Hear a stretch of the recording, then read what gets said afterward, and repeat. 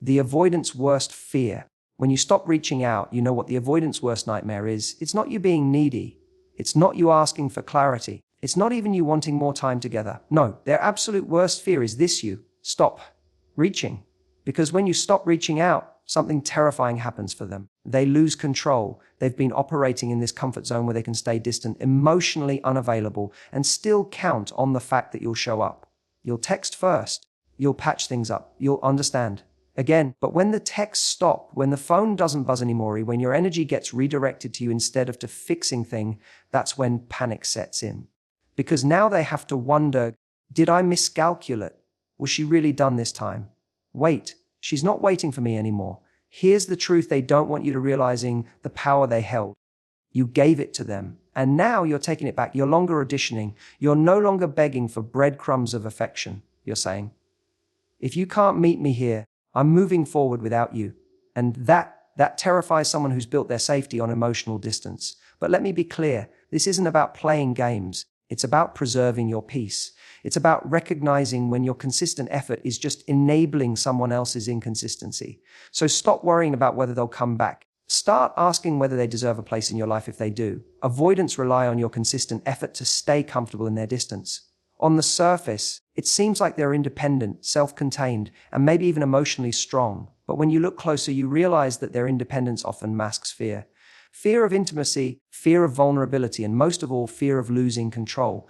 And one of the ways they maintain that control is by letting you do the emotional heavy lifting in the relationship. You're the one who reaches out after an argument.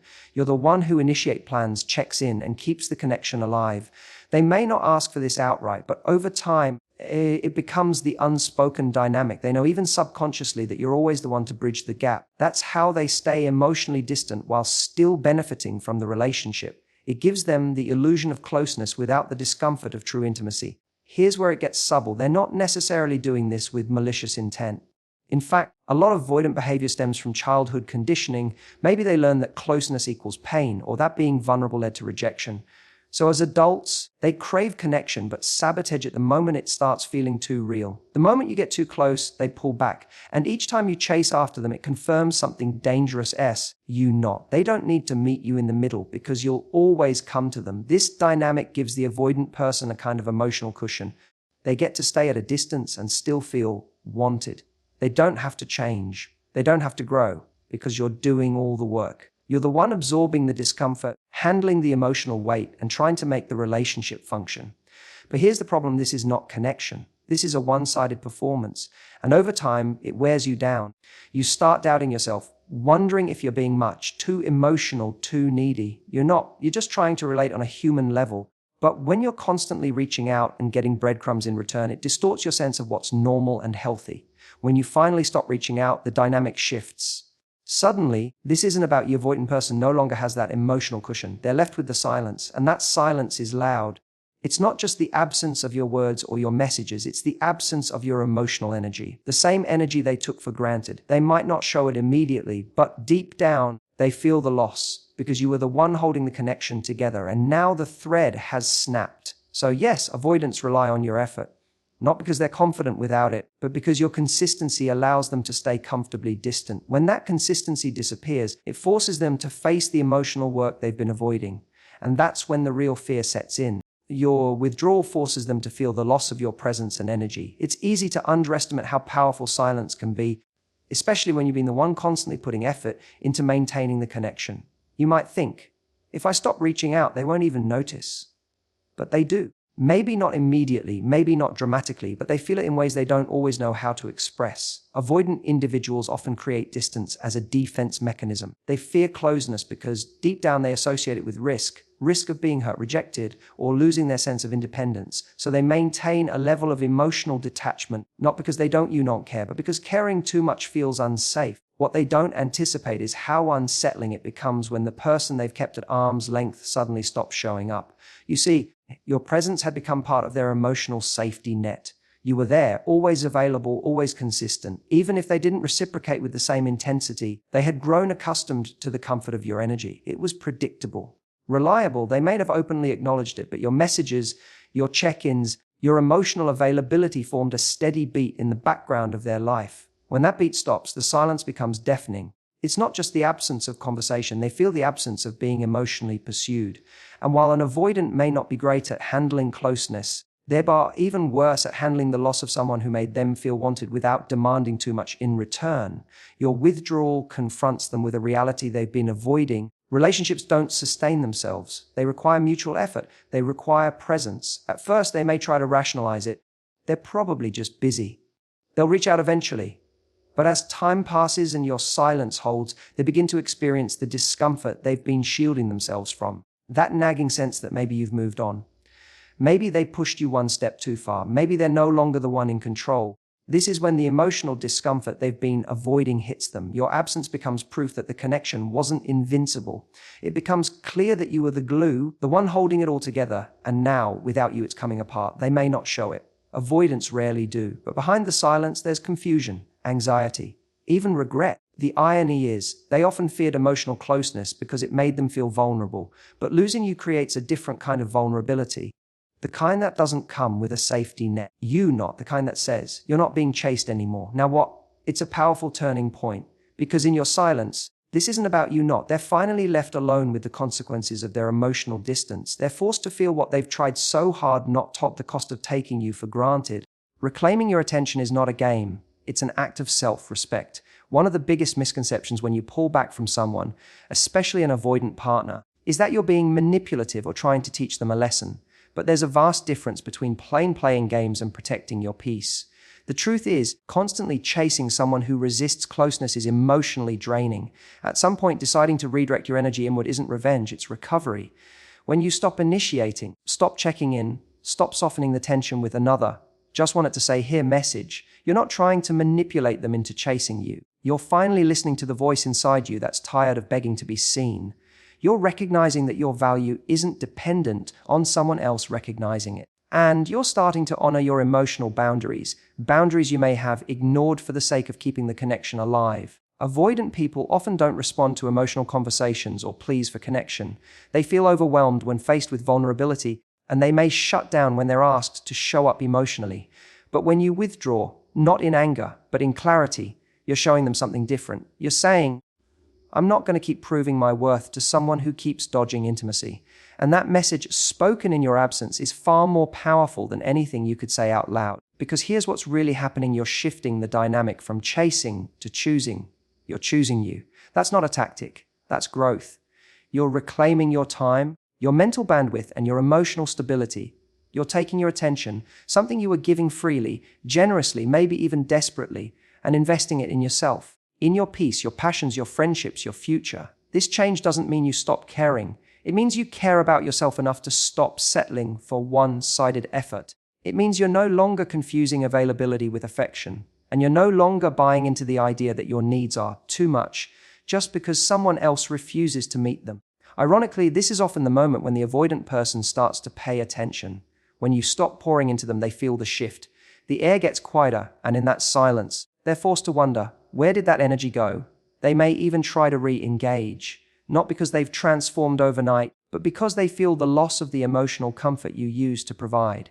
But by that point, something inside you has changed. You're no longer in that place of needing validation from someone who can't offer it. You've seen how much more peaceful life becomes when you stop trying to fix what someone else refuses to nurture. And that's not cold, that's not distant. That's power, quiet, calm, and completely your own. You're not walking away to make them miss you. You're walking away because you finally stopped missing yourself. Fear of losing you often triggers more clarity in them than your words ever could. It's one of the most frustrating things in emotionally unbalanced relationships. You've talked, explained, expressed, and tried to connect. You've told them what you need, where it hurts, and how their distance makes you feel invisible. You've hoped that your vulnerability would inspire understanding. But instead, it often leads to withdrawal, defensiveness, or silence. With avoidant partners, words rarely crack through the wall they've built.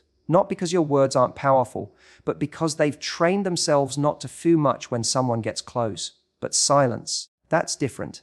When your voice disappears, not in anger, but in exhaustion or clarity, it echoes in a way that words never could. For someone who's emotionally avoidant, the comfort has always come from knowing that you're still there. Even when they pull back, they expect you to be waiting on the other side. They rely on your ability to keep reaching across the gap, hoping your love will be enough to fix what they won't face. That safety net of knowing you'll always try again lets them remain emotionally passive. When you stop doing that, when you step back and remove the energy they've quietly depended on, they're forced to confront the possibility of actually losing you. And for many avoidants, this is the first moment of true clarity. It's not that they suddenly understand every nuance of the relationship or develop emotional intelligence overnight, but the loss triggers something primal, the realization that the connection wasn't as permanent as they assumed.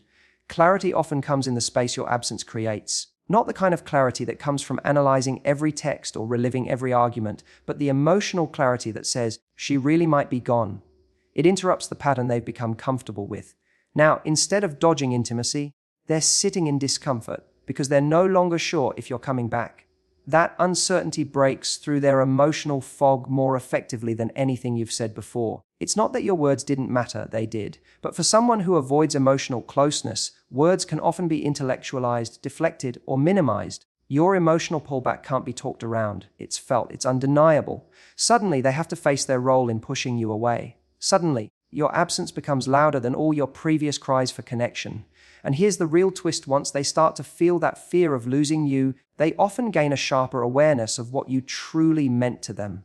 It doesn't guarantee they'll change. It doesn't mean they'll rise to meet you where you are. But it does mean the spell of emotional complacency is broken. You're no longer a given. You're a choice they might lose. That realization, whether it leads to growth or just temporary panic, often begins the first honest look at how their behavior shaped the outcome. Fear wakes them up.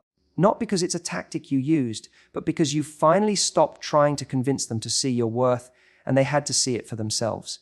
You get to choose whether their return is worth your peace. This is a powerful realization, and one that many people in relationships with avoidant partners struggle to fully embrace. When someone who has kept you at arm's length suddenly reappears, it can stir up a whirlwind of emotions: hope, doubt, relief, confusion. You might feel tempted to jump back in, to give them another chance, especially if you still care deeply. But it's important to pause and ask yourself, is this person's return truly serving your well-being, or is it just delaying the inevitable hurt? Choosing whether to welcome someone back isn't about holding grudges or being unforgiving. It's about setting boundaries that protect your emotional health. You've already experienced the pain of inconsistency, the frustration of chasing, the exhaustion of feeling unseen. When they come back, it's easy to forget how much energy you invested in holding the relationship together on your own. You might convince yourself that things will be different this time, that their return means they're ready to change. But change has to be consistent and sustained, not just a momentary reaction to losing you. The truth is, their return doesn't automatically erase the patterns that hurt you. If the avoidant behavior continues, pulling away, shutting down, avoiding vulnerability, then welcoming them back can reopen old wounds. It can undermine your growth, your confidence, and your ability to trust your own instincts. You deserve to be with someone who values your presence without making you fight for it, someone who meets you halfway instead of leaving you to do all the heavy lifting. Your peace is priceless, and you get to decide how much you're willing to sacrifice for the hope of, maybe this time it'll be different. It's a choice that requires courage, because it means putting yourself first, even if it feels selfish or uncomfortable. But self-respect isn't selfish. It's the foundation for any healthy relationship. Without it, you risk losing yourself in the cycle of chasing and retreating. When they come back, ask yourself, are they showing up with genuine effort, or is it just a temporary reaction to fear of loss? Are they willing to meet you where you are? Or are you still doing all the adapting? Are they ready to face their own fears instead of expecting you to carry the emotional burden? If the answer is no, then protecting your peace means saying no to their return, or at least holding space for yourself until they prove they're ready. Remember, you don't owe anyone a second chance just because they showed up after disappearing. Your worth isn't tied to their readiness. You get to decide what kind of treatment you accept, and you get to choose to walk away if the relationship doesn't honor your value. Choosing yourself means reclaiming your power. It means recognizing that love isn't about sacrifice at your own expense. It's about mutual respect, effort, and care. So when the avoidant comes back, don't rush to fill the space they left behind. Instead, give yourself the grace to evaluate whether their return aligns with your peace, and then make the choice that serves you best. So, remember this: the avoidant's worst fear isn't your neediness or your questions. It's the moment you stop reaching out. Because when you step back and reclaim your energy, you shift the power back to yourself. You stop enabling their emotional distance and start protecting your own peace. This isn't about games or punishment. It's about self-respect, boundaries, and knowing your worth. When you stop chasing, you give them a rare opportunity to see what life looks like without you, and maybe, just maybe, to face the parts of themselves they've been avoiding. But more importantly, you give yourself the chance to choose a relationship that truly honors and values you. Thank you all so much for listening today. I hope these ideas help you recognize your own power in relationships and inspire you to prioritize your well-being. Remember, you deserve connection that feels safe, nourishing, and real. Take care of yourself first, and everything else will follow.